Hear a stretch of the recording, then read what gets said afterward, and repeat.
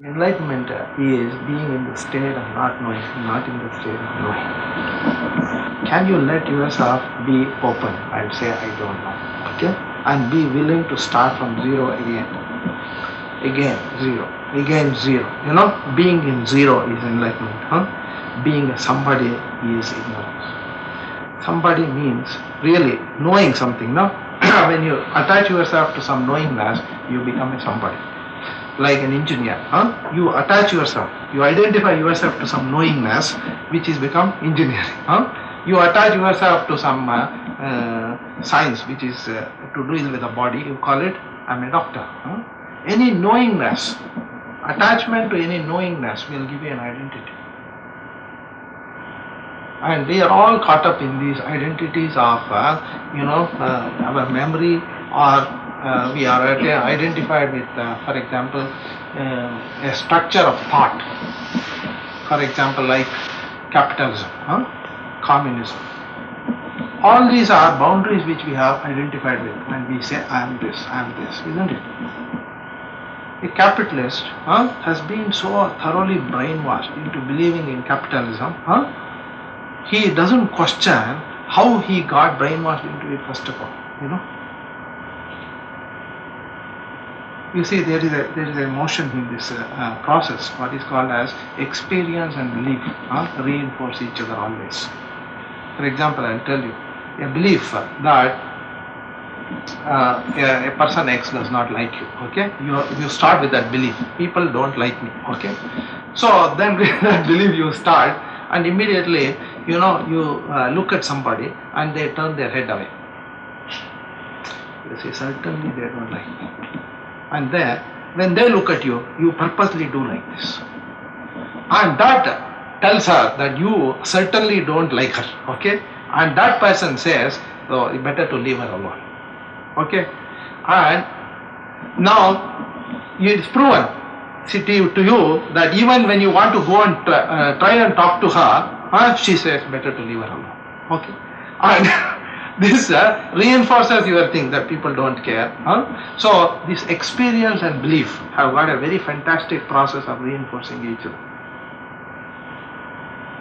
And we always, live in certain concepts and belief systems.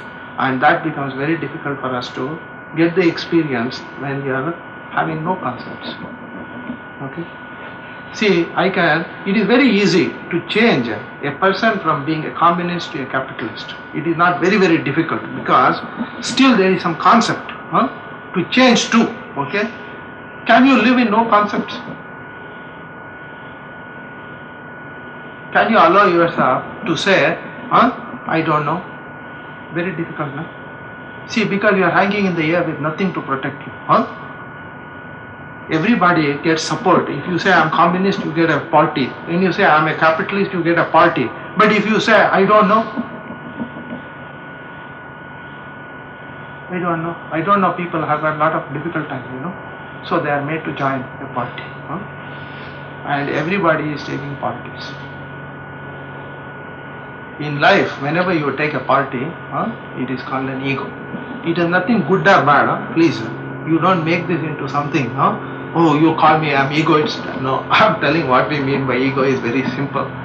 You identify with any concept, idea, anything. You have got that ego, that's all. For example, I may have a Hindu ego, you may have a Muslim ego or a Christian ego.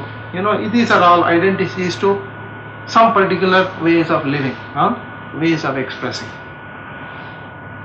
So, can I live in zeroness? That requires courage, because it is uncertain. No? See, everybody wants to be certain.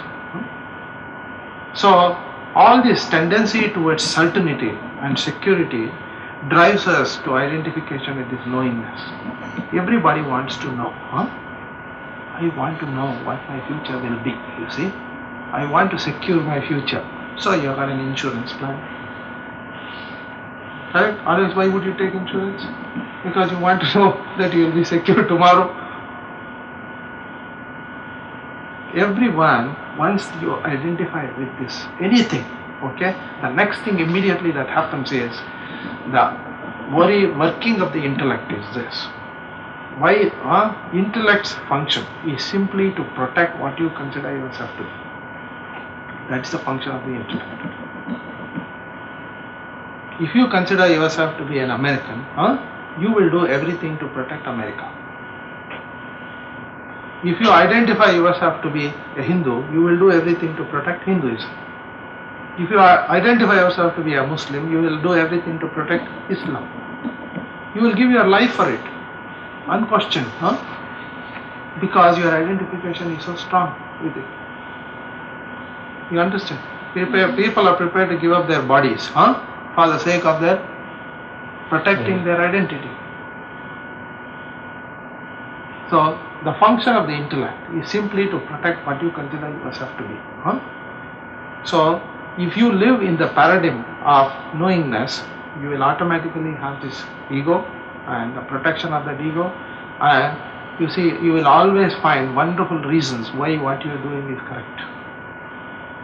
This is one very fantastic thing about the intellect. You are always correct, you see. And even if you are wrong, the other people must forgive you for being wrong. Because you did it not knowing. You understand? You see, whenever you do something, it is because you did it not knowingly. But whenever somebody else does it, they did it purposely.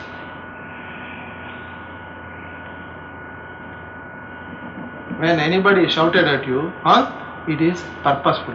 When you shouted, it is because of you were in some world, you did not know what you did. You see, you must be forgiven. Anybody here is a bad man?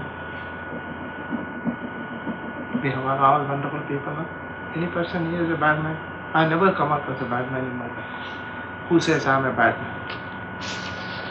And even if he is a murderer, he will say, I did it because the circumstances made me do it. I am not a bad man.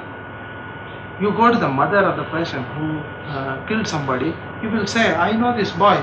He is a perfectly wonderful boy. Only thing is because of company, he got in, he did all these things. Which mother would say, my boy is a bad boy? I have not seen any mother. And certainly you yourself will not admit I am a bad man. You will always say, I might have done those things, but it was, it happened out of the circumstances. I am not a bad person. See, am I a bad person? I am good to you, see? I am a wonderful, normal person. Only that person irritates me, He doesn't know how to talk. That is why. Am I fighting with you? I don't fight with you, see? Only fought with that man. I am a good person. Whenever you meet anybody new, you are always know that he is a good person. Anybody whom you meet, do you know that he is a bad person? No. Every person when you meet new is a good person.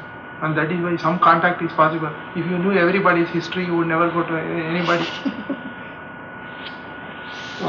But because you don't know who he is, you give him a long rope. You say, okay, you will take him for what he looks right now and start from where he is, okay?